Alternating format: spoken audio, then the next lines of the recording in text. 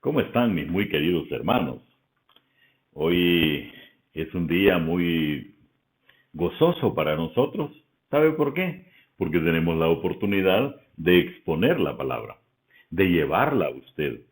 Porque esta palabra cumple dos objetivos. Uno, le redarguye a usted, pero en primer lugar nos redarguye a nosotros mismos, porque es una particularidad que tiene la Escritura.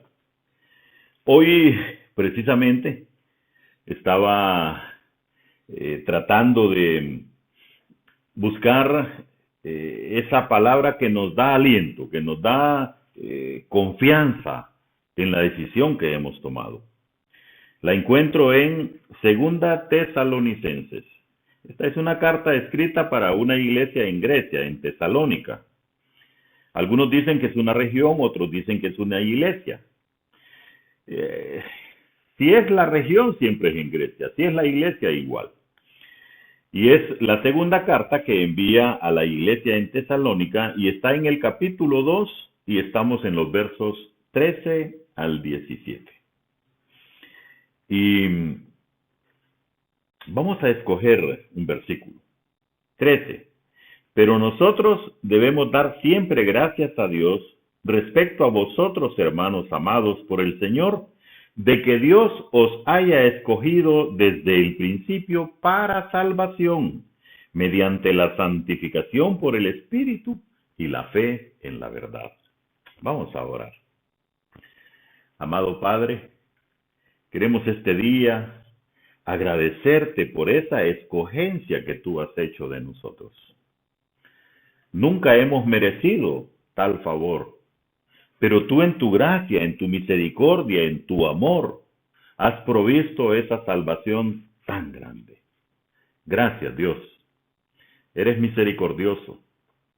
Gracias por todo lo que tú has hecho, por lo que estás haciendo.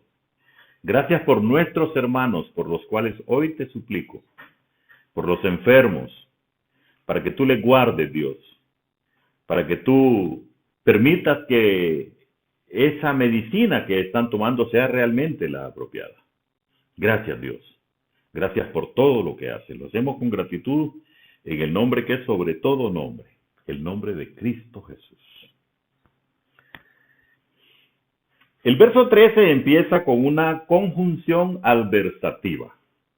Dice pero.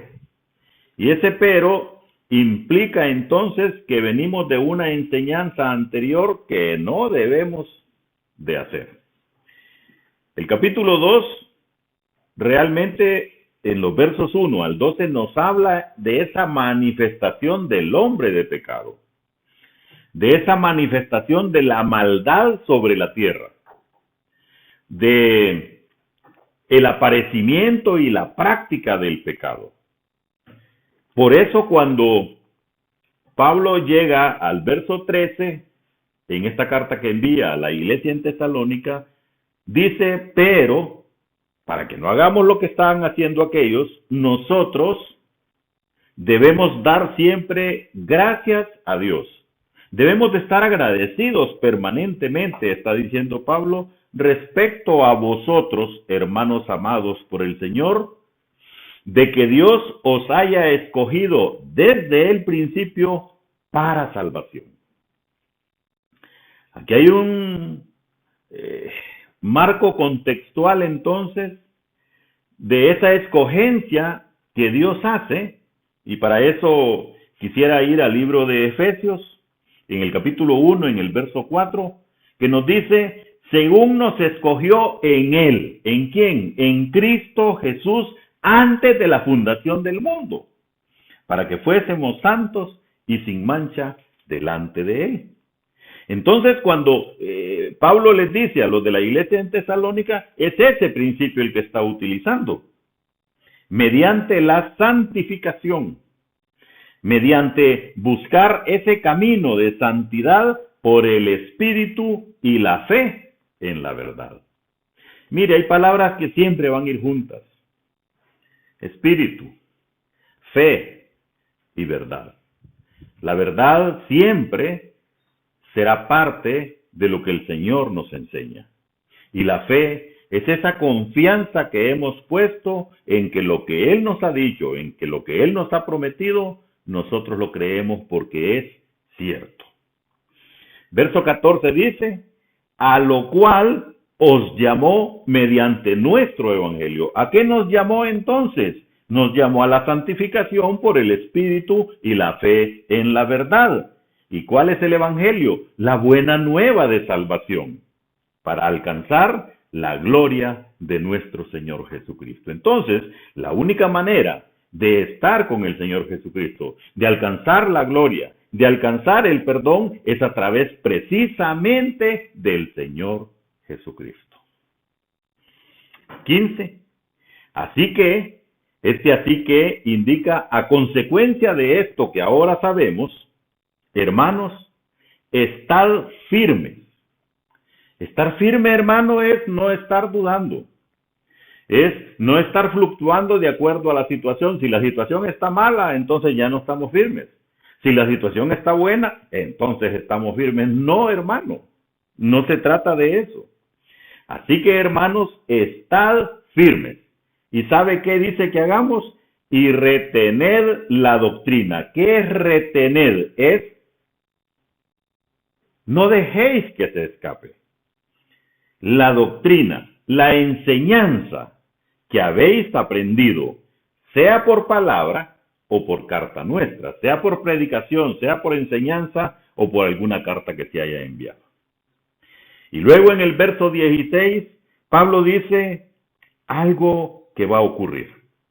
Y el mismo Jesucristo, Señor nuestro, y Dios nuestro Padre, el cual nos amó y nos dio consolación eterna y buena esperanza por gracia.